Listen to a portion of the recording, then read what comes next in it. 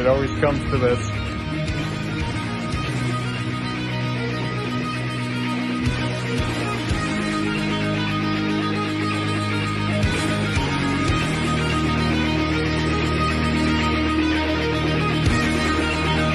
More nice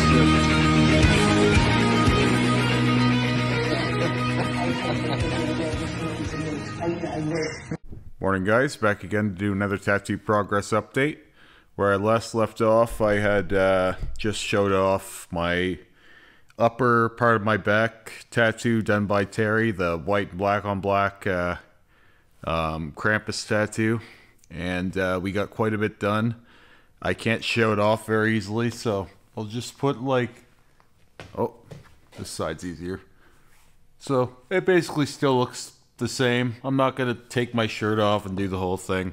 You get the drift. I'll have a picture of it up in here as I'm talking about it. We targeted mostly the middle to upper back area slash kind of some of my shoulder region with where the horns are. Obviously, we already had the black outline there, and so the primary function here was to do all the black and all the white part at the same time. As I've gone over before, when you do that, for whatever reason, it all ages better as the black lightens, the white darkens, and you maintain the same level of clarity and contrast throughout, and it seems to just hold overall better. I'm not actually sure, like I have no idea what the science is on all of that, but it has been proven to be the case, not just by the work I've seen here at the shop, but other parts of the world as well, where I've seen people employ this same method. Overall, the result is always better than it is if you do either one or neither together. So if you're going to get into black on black, I'd recommend white on black with it, and vice versa. Now, I didn't want to talk too crazy much about that. I was supposed to be having another session coming up on Wednesday with Terry, but he's got some personal stuff that day. And so I may actually be off working with Terry for a few weeks. It may be something like 2 weeks in between appointments with him. And not gonna lie, I'm a little, I'm not annoyed. I'm not angry. I wouldn't say I'm sad, but I'm now currently like focused on getting that back piece done. Like that is my primary focus in tattoos right now, is chopping down that big tree and moving on. I don't really want to be working on my back piece for a year or two like I have been with my sleeve. I kind of want to get that done in a timely manner. So but, again, I get tattooed by Terry pretty much every week, so it's not like it's a huge problem. It was bad timing for me, for my diet, my regimen, because he also was planning on while we were planning on not working together the following week already. So it was like, oh, shit. But that's okay. It might not be a bad thing to let all that heal up anyway. The skin on my back is super relaxed, and there's really no issues. It's going to start flaking right away here, but the muscle soreness is still there. I've been sleeping on my back for the last day. It's been a day or two, I think. It's been 3 days since I got my back tattooed? I can barely remember. Sorry, I'm all over the place. I'm making this vlog again a little bit earlier than normal. It's like 4:30. So, very early one. With that said, the last 2 nights I've slept on my back, so I hate sleeping on my stomach. It's the worst part about getting your back tattooed. And because mine goes up onto my side so much, it's, it's hard to even sleep on your side the first day. But I've had no issues sleeping on my back last night and the night before, to make a long story short. But my wife, who has been generously putting Aquaphor on my back, absolutely hates the process of doing so. Not to get too much on that. When she is rubbing me down, there's a significant amount of muscle soreness still, And that's always been the case with my back. I always feel like the deeper part of the back, the muscles or the deep tissue just seem to take a good beating from a lot of heavy mag work. So nothing to be alarmed about there. And I think I was only swollen for maybe a couple hours before it was completely normal. So it is what it is. With that said, I am very swollen today. I had a pretty good session with Rick here yesterday. So, as I mentioned last time, my patience and my interest in this project kind of goes all over the roadmap, as I don't expect we're anywhere near done. And we've been working on it for over a year now. There have been some breaks. There's been we'll have a week off here or there. We worked on my chest piece one week. We worked on my head a couple times, and then there was just a couple weeks where Rick was away. But so we haven't worked the full calendar year on it, but it's been spanning for more than a year that we've been working on this project, and that should come as no shock, really, when you consider that Rick and I did 24 sessions on my chest, and Rick and I were working on my torso for 2 years, maybe a little longer than 2 years. So that's not really that surprising to me, but for a lot of the people watching this channel who haven't been, with me since the start on here, I did say from the beginning that this sleeve would be a process of between 60 to 80 sessions. And with how things are moving, I would say we're going to be closer to the higher end of that. I've hemmed and hawed about this before, about where we were on the project, like how far we are along on it, and how much I think that there is left to do. And I think the more we do on it, the more I see we can do on it. And because I only have one arm, it's like I want to make it as good as we can. And I'm pushing it back. Maybe it could be even 100 sessions. I don't even know. For me, it matters less and less. I think I gave myself some kind of a time frame just so it wasn't completely like we were out in the wilderness with it. But the time frame will matter less and less to me the better it gets, I feel like. So with that said, we had a pretty good session here. We lined out the hand again because the lines had gotten fairly faint, as I showed last time. And Rick did adhere to my general feedback on the tentacles. I mentioned that the suction cups were quite small, and so he did bigger suction cups this time. They still have to be fairly small because they have to be in some relevance to the size of the tentacle. You can't just have 2-3 big suction cups. It's got to make sense.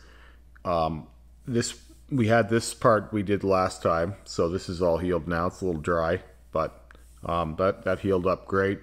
And even the elbow is done better than it has in the past, but obviously we're going to get back into that again at some point.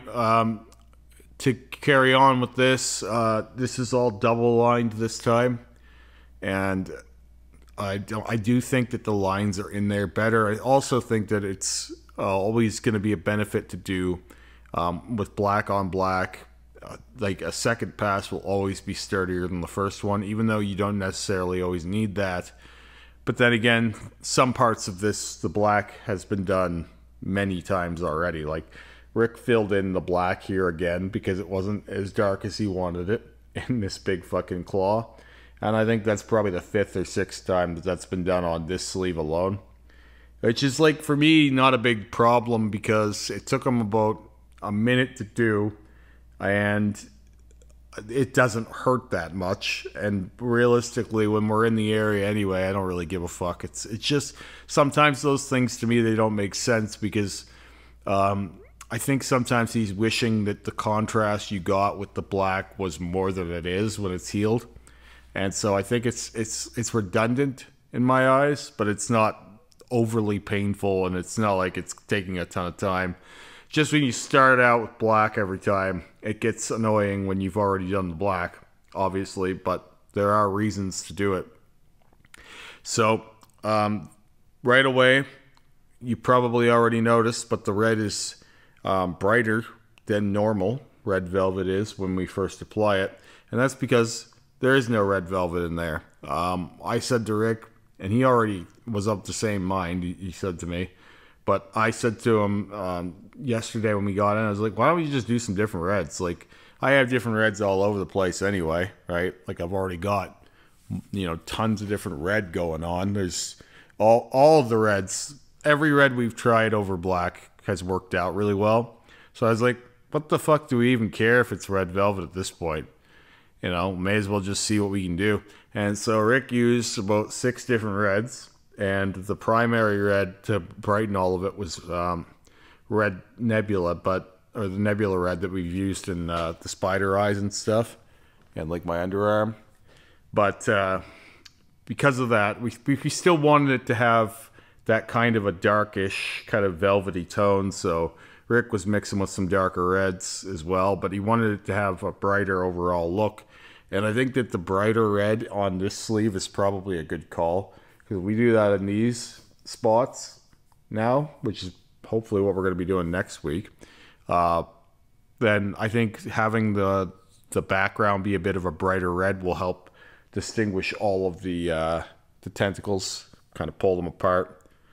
And I think it will be a big benefit where the tentacles, though they're bright for what they are, they're of a darker color palette inherently. So having a brighter red background might be a good idea to distinguish all of what's happening. And here in these like clustered areas, having that bright red in there really does sort things out. It gives new life to the moon, which, by the way, was not touched up. That is the white. That's the same white that's been there for years. So straight white on black with some black shading on the inside. And there's even some red shading done, but the red shading is just like a hint in the inside there. But the white moon was not touched up. It's just that when you put fresh colors and fresh black around it, it gives it a brighter look. So I was joking because this is going to be session 50 on this sleeve. This was session 50, and I was joking with one of the apprentices here at the shop about it the other day, how long we were working on it. She goes, oh, you guys have got to do something special for your 50th session. And I was like, I don't know if Rick will even, like, Rick probably thinks we've only had 10 or 20 sessions on this. I don't think he's acutely aware of how long we've been working on it. And I wouldn't be either if I wasn't titling these vlogs. Although I'm glad that I am, because it's nice to be able to, at the end of it, when this thing is all said and done, be able to put it up and be like, yep, it took us 100 sessions. I think it's going to be between 400 or 500 hours probably by the end of it, just on this sleeve, to be honest with you. And for me, this sleeve has become a bit like going to the gym or just working out. It's just a maintenance thing. And if you water your grass, it'll grow. If you don't, it won't, And it's not, some days aren't the immediate payoff that this one was. This was a great session. I really enjoyed this. I'm hoping next session we do the rest of this red in here and kind of bring it up to that level. And then that would be another one of those sessions. But you're going to have days also, like last week, I didn't really give much of a shit. Like, it was good to do this. Don't get me wrong. It's good to do those sessions for maintenance and getting everything up to the same points. But, like, it's not immediately the gratifying, rewarding thing that, you did the second pass or third pass on some color on black, and, it's all gonna, when it's healed, it's gonna all be a little brighter, whereas this is like, yeah, it's an immediate change. And, even when it heals and all of this lightens up, because we did this in the intelligent way, where the color was done with the black outlines, we're going to have a good result. And though this color is not going to be as bright as it is right now, it's going to be very evident that there's red in there, guaranteed.